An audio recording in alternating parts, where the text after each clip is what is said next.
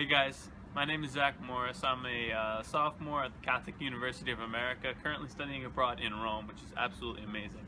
But this summer I had the opportunity to work as the youth minister at a parish, awesome parish in Windham, New Hampshire, called St. Matthew's. And so this school year I'm going to be doing weekly gospel reflections for them to use during their religious ed. So whether you're a member of St. Matthew's right now and you're going to be seeing this in religious ed, or if you just found this on YouTube, feel free to watch it, learn from it, ask me questions, totally up to you, all right? So this is we're talking about the 27th Sunday of Ordinary Time. So this is October 2nd's Gospel Reflection. So the idea behind this gospel is faith. So we get the classic line here. So it's, if you have faith the size of a mustard seed, you would say to this mulberry tree, be uprooted and planted in the sea, and it would obey you.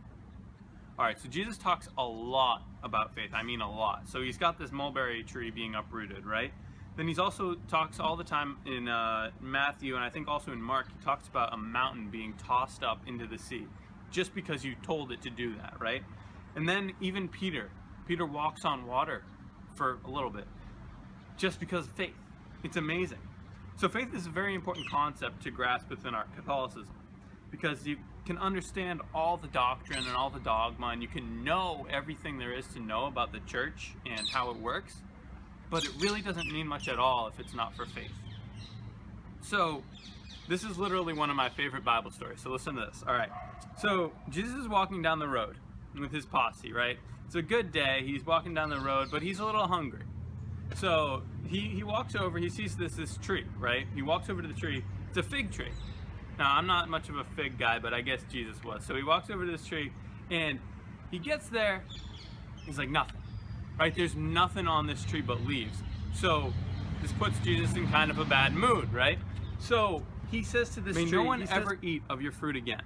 He curses this tree out, and he says that no one will ever eat of your fruit ever again. Then he goes off and he does the whole cleansing of the temple thing. That's actually my favorite part of the Bible story. But then they come back from the temple and they're walking by this tree and they see it withered to its roots and dead. And the disciples ask him about this, and he says that they'll do even greater things than killing a tree with faith. If they ask for something with great faith and an understanding that it will indeed happen, they can do anything. So why is faith so important? See, faith can allow you to do amazing things. Peter was really no different than any of us when he walked on water. It's the same faith that allowed him to walk on water that will allow you to make a real difference in the world. So, what do we need to know about faith? Alright, so the first things first. When a lot of people hear the word faith, they think of faith as blindly following something that you can't see. That's where we get the idea of blind faith, right? The faith that we are talking about is anything but blind. You see, our faith is simply a higher form of understanding. St. Paul writes this. He says that faith is the realization of what is hoped for and evidence of things not seen. So faith is not blind acceptance of something you can't see. You see, it's an understanding that you aren't just a composition of atoms and gases that accidentally crashed together 5 million years ago. It's an understanding that the way you feel, anger, fear, courage, love, aren't just products of chemicals in your brain. Faith is an understanding that you come from somewhere, actually someone, much greater than the material.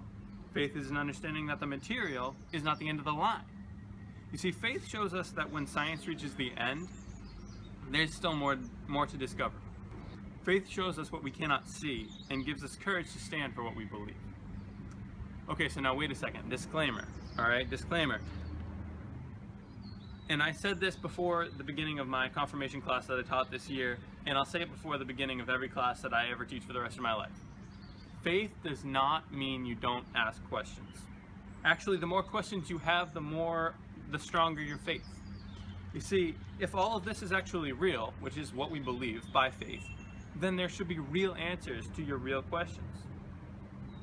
In fact, if you have questions you want me to address in other videos or any media whatsoever, please just comment them here or email me, and I'll make sure to address every question that you can come up with, because I promise you that there are real answers to your real questions.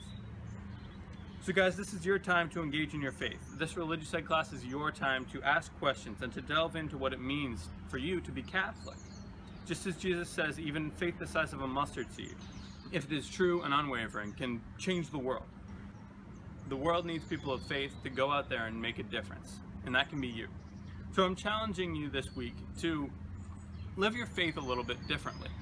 If that means you go to Mass, that'd be great. If it means you just pray more every day this week, that'd be amazing. If it means that you sit with that kid in the lunchroom who doesn't have many friends, that's amazing. If it means that you go home and you tell your parents that you love them more often than you already do, that is incredible. All right, but go out there and live your faith. I challenge you to live just a little bit differently this week. Don't be afraid. Step out of the boat and don't be afraid if you start walking on water. Thank you. Have a great week.